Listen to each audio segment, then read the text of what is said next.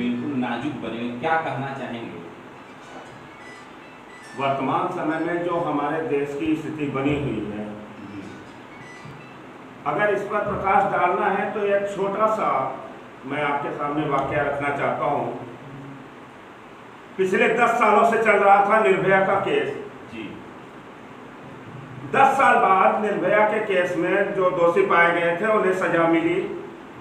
हमारा पूरा देश इस खुशी का जश्न मना रहा था, बहुत अच्छी तरीके से लोगों ने सेलिब्रेट किया और उस वकील को भी बहुत बहुत बधाइयां दी गई। लेकिन हमारे देश में जो लोग इस तरीके से जश्न मना रहे हैं, हम उनसे यह पूछना चाहते हैं कि इस 10 सालों में कितने ज्यादा केसेस पेंडिंग हो गए हैं ऐसे मासूम बच्चों के साथ दुष्कर्म के, महिलाओं के साथ हो रहे अत्याचार के। क्या किसी को इसका आंकड़ा मालूम है या किसी को अंदाजा भी है कि हो क्या रहा है? एक अरविंद गोस्वामी को ले लीजिए, बार बार कहता रहता है क्या? कुछ भी अरे यार ये कुछ भी मतलब क्या है? कुछ भी। रिया याद है तुम्हें, सुशांत सिंह याद है तुम्हें, कंगना रनौत याद है तुम्हें, रामदेव याद है तुम्हें, जिनके लिए तुम 24 घंटा लड़ते हो, 24 घंटा अपना न्यूज दिखाते हो। मत इन्हीं 4-5 लोगों के लिए, बाकी किसी के लिए तुम्हारे पास समय नहीं है।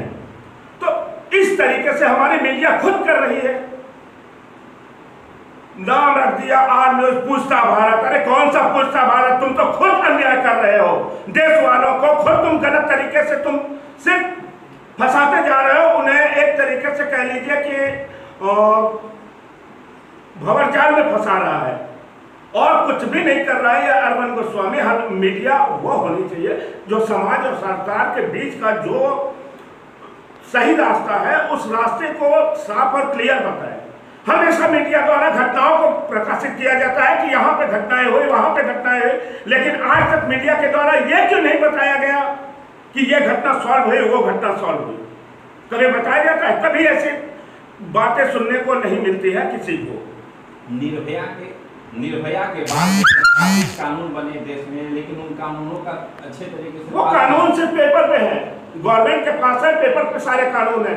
आप हर जगह के हालात देख लीजिए। पुलवामा में अटैक हुआ, आज तक उसका कोई रिजल्ट सामने नहीं हुआ। पालघर में नृशंस हत्या की गई, उसका भी कोई रिजल्ट नहीं हुआ सामने।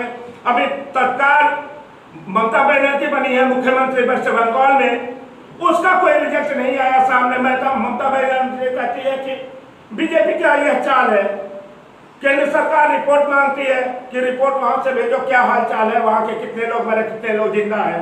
राज्यपाल वहां का घटना होने के बाद जाता है और जनता को आश्वासित करने के लिए, लेकिन तत्काल सर्जिकल निर्णय लेने वाला कोई वहां पे पैदा ही नहीं हुआ। हमारी गवर्नमेंट सर्जिकल निर्णय लेने के लिए सिर्फ नोटबंदी पर ले सकती है और किसी भी चीज पर नहीं। अन्याय अत्याचार होते हैं, होने दो, कागजी कार्रवाई कर रहे हैं ना, वो चल रहा है, चलता रहेगा। जनता है, घटनाएं होंगे, फोटोग्राफ लेगा, शेयर करेगा, फिर भूल जाएगा, बात खत्म हो जाती है। लेकिन ये अरविंद गोस्वामी जिस तरीके से ये अपनी चैनल की पब्लिसिटी या ये कहिए कि जनता को गुमराह कर रहा है, ये गलत कार्य कर रहा है। अगर ये सच में सही कार्य करता है, एक बार डिबेट करके दिखा दे मेरे साथ, उसको औकात पता चल जाएगी। आप सीधे सीधे चुनौती दे रहे हैं। सीधा चुनौती है मेरा कि एक बार डिबेट तो करके देखे, फिर हम बताते हैं कि तुम्हारे लिए रिया जरूरी है या किसानों के लिए यूरिया जरूरी है, सुशांत सिंह के लिए सीबीआई जांच जरूरी है या पहले हमारे पुलवामा में हुए शहीदों के ऊपर अटैक जरूरी है। सरकार और समाज के बीच जो सामंजस्य और समन्वय होना चाहिए, होते हुए नहीं दिखाई, कहीं न कहीं मीडिया पर भी आरोप लगाए। आपके हिसाब से क्या होना चाहिए? भाई मेरे हिसाब से, और जहां तक मेरा प्लान है, मैं अपना खुद का प्लान बता रहा हूं कि ऐसे अपराधी अगर मेरे सामने पाए गए या किसी ने साक्ष्य के साथ मेरे सामने ऐसे अपराधियों को प्रस्तुत कर दिया कि इसने मासूम बच्चों के साथ दुष्कर्म किया, ऐसी कोई घटनाएं पाई जाती है और साक्ष्य मेरे सामने होगा, तो ऐसे आदमी को मैं तत्काल सजा दूंगा। मैं किसी भी कानून को हरगिज नहीं मानूंगा। ये मेरा चैलेंज है, कानून की जो मर्जी आए वो कर ले मेरे साथ, मुझे मंजूर है। अरुण गोस्वामी के बारे में क्या कहना चाहेंगे? आरोप भी लगा अरुण गोस्वामी के ऊपर कि केवल रामदेव करना चिल्लाते रहते हैं। यार हम गोस्वामी के ऊपर आरोप क्या लगाए, वो पूरा का पूरा गंदा आदमी है। मतलब सीधा तो- सीधा आरोपों से स्वयं घिरे हुए हैं। पूरा आरोप से घिरा हुआ है वो किसी लायक है ही नहीं व्यक्ति। हमें तो शर्म आती है कि मीडिया में ऐसे लोग भी मौजूद हैं। सर्जिकल निर्णय अब वो दिन दूर नहीं जब जनता लेगी, और हम लोग सर्जिकल निर्णय खुद लेंगे। अगर किसी की बहू बेटी पे की इज्जत पे आ जाती है ना, तो वो किसी कानून का इंतजार नहीं करेगा, किसी फाइल का इंतजार नहीं करेगा। 10 साल 20 साल 50 साल बैठ करके घर में आंसू नहीं बहाएगा कि अब मुझे न्याय मिलेगा।